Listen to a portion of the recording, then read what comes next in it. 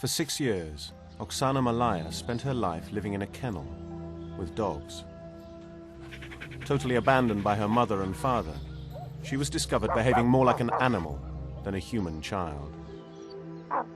For 2 centuries, wild children have been the objects of fascinating study. Raised without love or social interaction, wild or feral children pose the question, what is it that makes us human?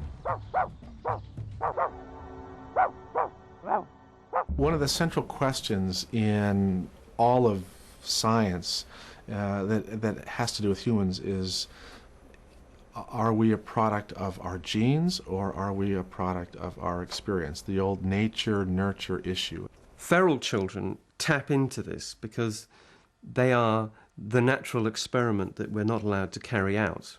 Part of being a human is being brought up by humans. If you're not brought up by humans, are you completely human? And I think in some of these cases, that's the issue that we're dealing with. The case of Oksana Malaya has brought up these issues all over again. The doctors attempting to rehabilitate her first wanted to learn the facts of her story. The information was sketchy.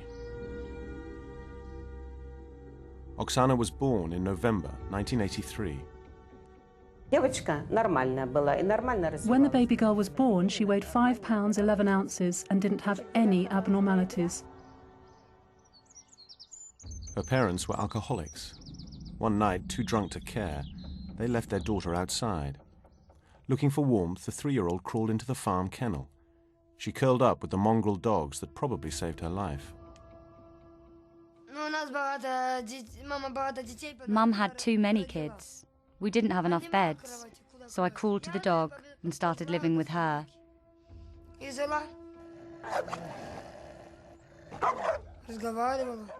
I would talk to them, they would bark, and I would repeat it. That was our way of communication. A concerned neighbour finally reported Oksana's case to the authorities when the girl was 8. By then, the effects of her time with dogs had had serious consequences for Oksana's development. She was more like a little dog than a human child. First of all, she couldn't speak, or she could hardly speak. And actually the purpose of speaking, well, she didn't think it was necessary to speak at all. When we're talking about how does a child learn to live with dogs, there's obviously no deal as such, but there's give and take. So the dogs are giving their love, their attention, their acceptance in a sense. And what the child must give is that they've got to learn to adapt to the dog situation. And if that means eating raw meat and scavenging a rubbish tip, that's what they're going to have to learn to do, because otherwise they're not going to survive. She used to show her tongue when she saw water, and she used to eat with her tongue and not her hands. She couldn't understand what a mirror is, and when she was showed a mirror, she didn't even recognise herself. She didn't even look at it.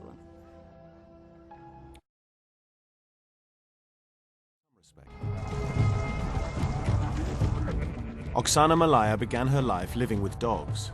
Rejected by her mother and father, she somehow survived for 6 years, living wild, before being taken into care. There are few cases of feral children who have been able to fully compensate for the neglect they suffered. Oksana is now 22, but her future still hangs in the balance. Have scientists learned enough from previous cases to rehabilitate her? She came to us 5 years ago. She was a small, slim girl. She actually had the appearance of a boy. She was a bit underdeveloped.